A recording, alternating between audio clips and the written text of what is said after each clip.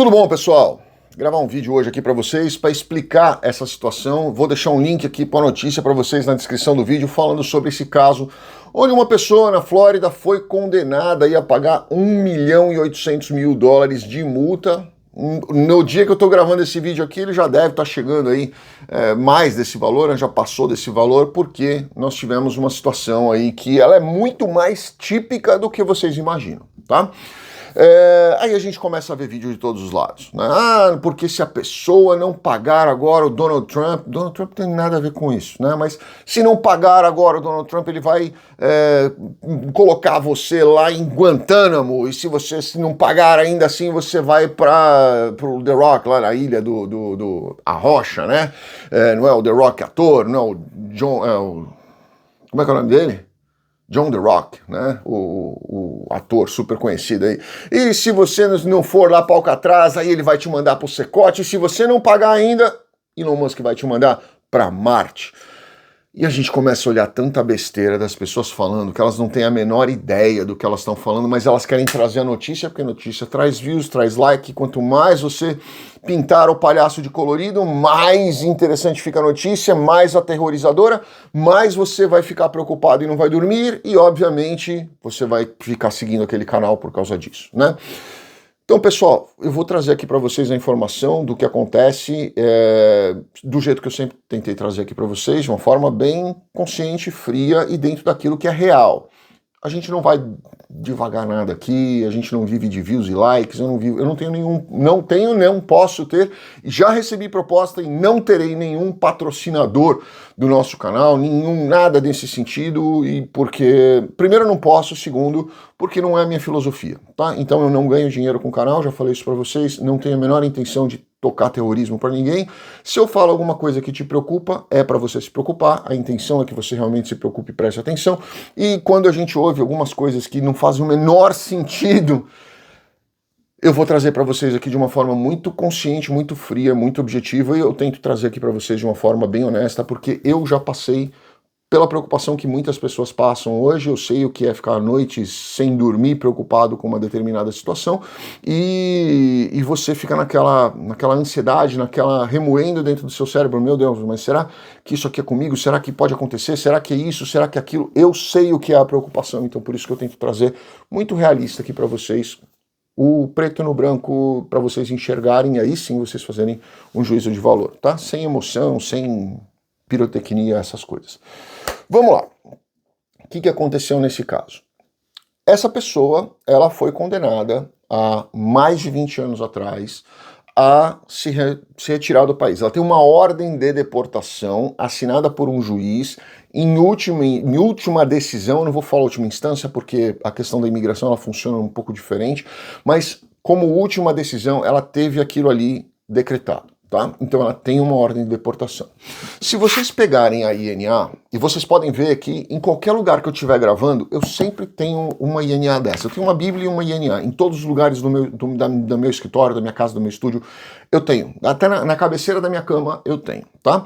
Então são os dois livros que eu sempre mantenho ali. Por quê? Porque se eu receber uma pergunta de alguém, seja de um funcionário, de um cliente que mandou para alguém e o meu funcionário está me perguntando alguma coisa, mesmo que eu esteja dormindo ou no sábado, no domingo, estiver na minha cama, eu tenho uma INA do meu lado para poder ler e falar para vocês: olha, é assim que funciona.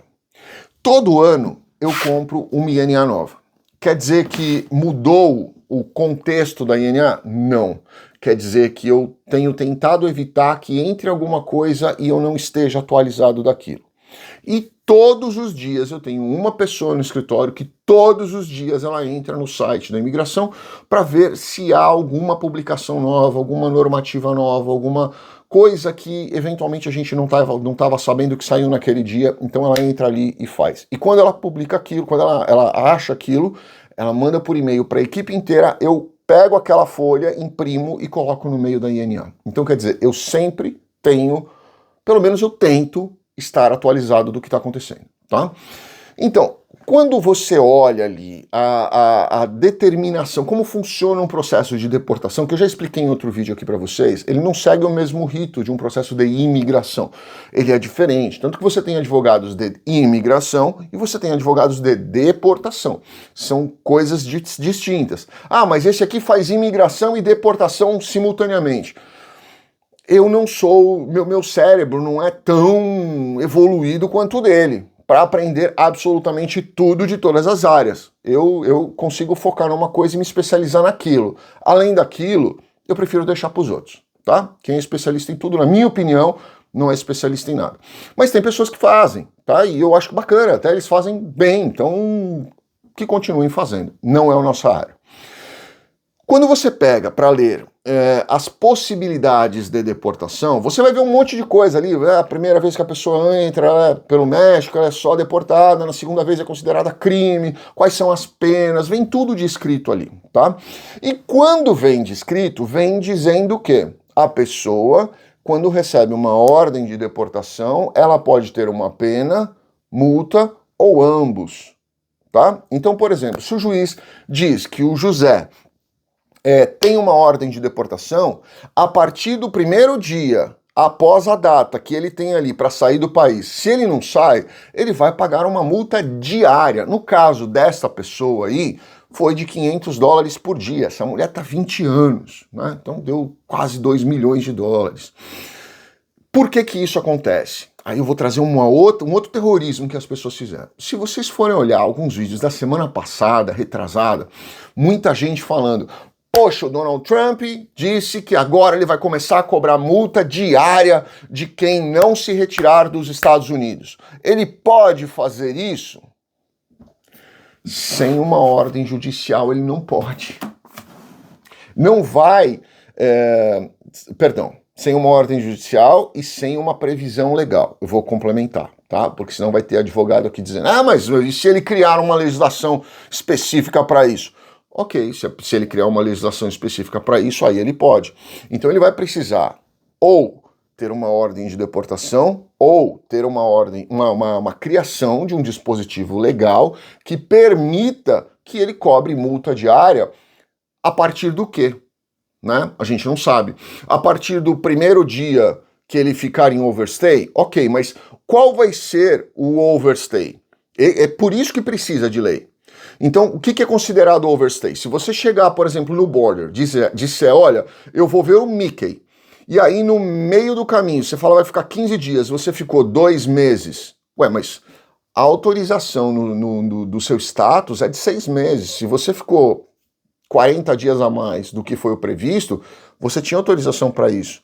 Mas vai constar a partir do quê? Do dia que você falou ou do dia que o agente deu para você? Isso precisa ter previsão legal. Ou, Deus o livre e guarde, acontece algum caso, a pessoa ficou doente. Ou uma mulher, eu já vi isso acontecer várias vezes. A mulher vem para os Estados Unidos com 7 meses de gravidez, tá? Entra em trabalho de parto. Eu já vi acontecer pessoas que não queriam que a criança nascesse aqui. Uma delas queria, inclusive, que viesse um avião da Unimed buscá-la aqui para levar para o Brasil, porque ela queria que a criança nascesse no Brasil, porque ela não tinha médico nos Estados Unidos. Então isso não é conversa para boi dormir, não. Ela queria mesmo ter no Brasil, ela só veio fazer um enxoval. Entrou em trabalho de parto. E aí? Como é que essa pessoa vai fazer? Ela vai pagar multa diária por um caso fortuito aí que aconteceu? Né? Então isso precisa de previsão legal. Muita gente dizendo, não, a partir de agora Donald Trump vai arrestar todos os bens de todos os imigrantes indocumentados e tudo mais. Até onde eu sei, e aí eu vou humildemente dizer para vocês até onde eu sei mesmo, porque aí nós estamos falando numa legislação civil, tá? Não é a minha área. Nós estamos falando numa legislação civil americana, não é minha área. Não conheço a fundo. Então eu vou dizer para vocês que eu desconheço uma legislação que permita um arresto de bens, a Deus dará, pelo simples fato de que a pessoa está indocumentada num determinado lugar. Por que que eu não acredito que isso haja, ou que exista? Porque eu tenho clientes que têm 18 imóveis aqui nos Estados Unidos. E eles nem sequer moram nos Estados Unidos, eles moram no Brasil, eles são investidores. Eles têm casa de aluguel, eles têm apartamento, eles têm propriedades aqui. Eles têm o ITIN number.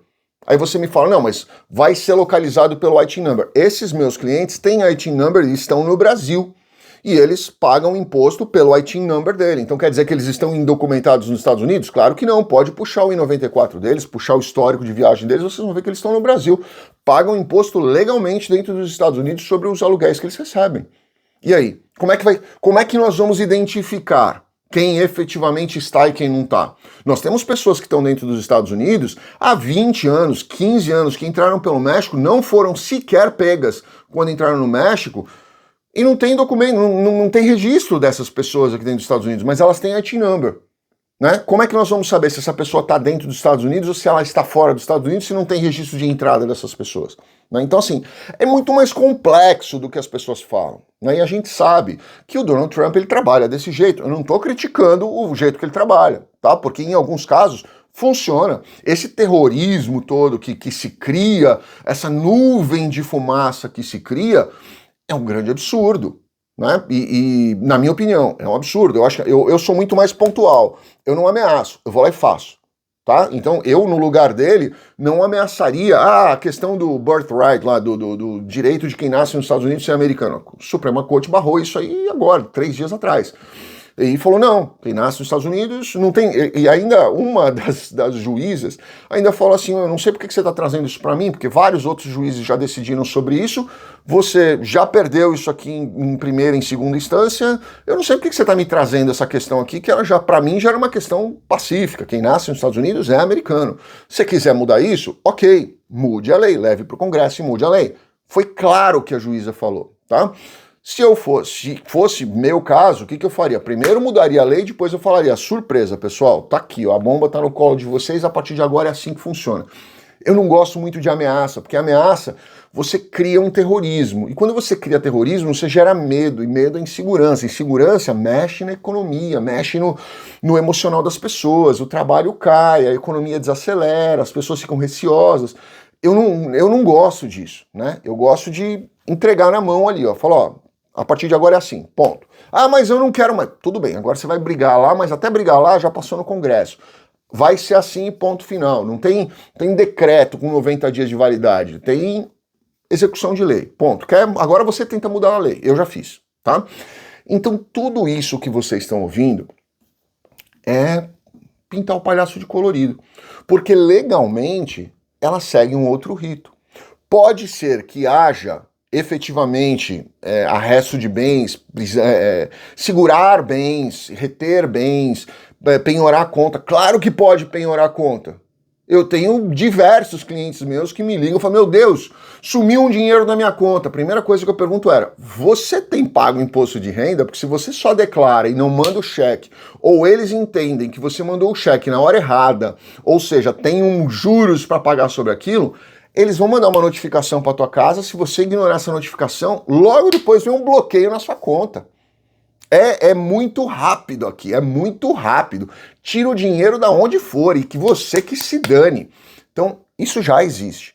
Mas você precisa ter uma previsão legal e você precisa ter uma razão para que isso seja feito. Né? O simples fato de sair bloqueando o bem de todo mundo, que é o que as pessoas estão dizendo, se você está fora de status, ou se você está em overstay, ou se você está aguardando um processo, eu vi 2 vídeos da pessoa falando isso. Se você está nos Estados Unidos aguardando um processo e ainda você não tem um combo card, um social, você está correndo o risco de perder todos os seus bens, vem da sua casa imediatamente, deixa o dinheiro embaixo do colchão.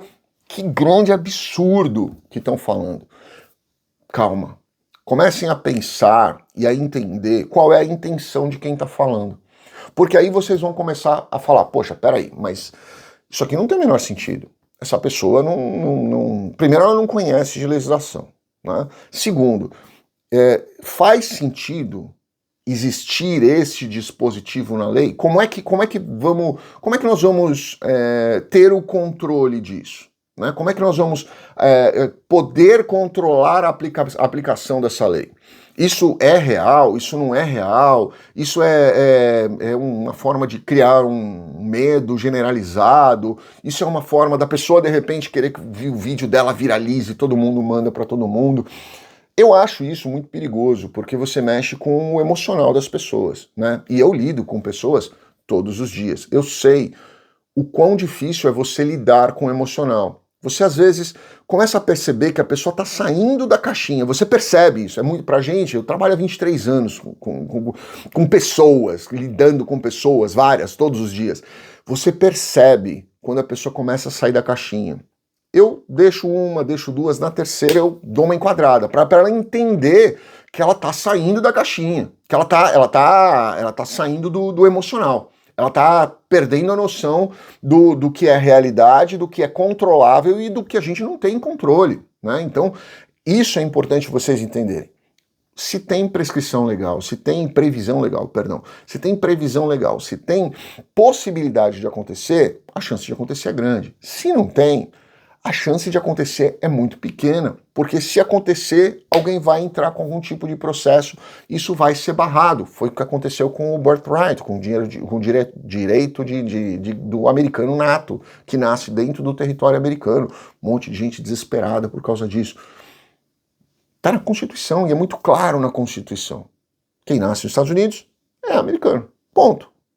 Não tem condição ali para isso.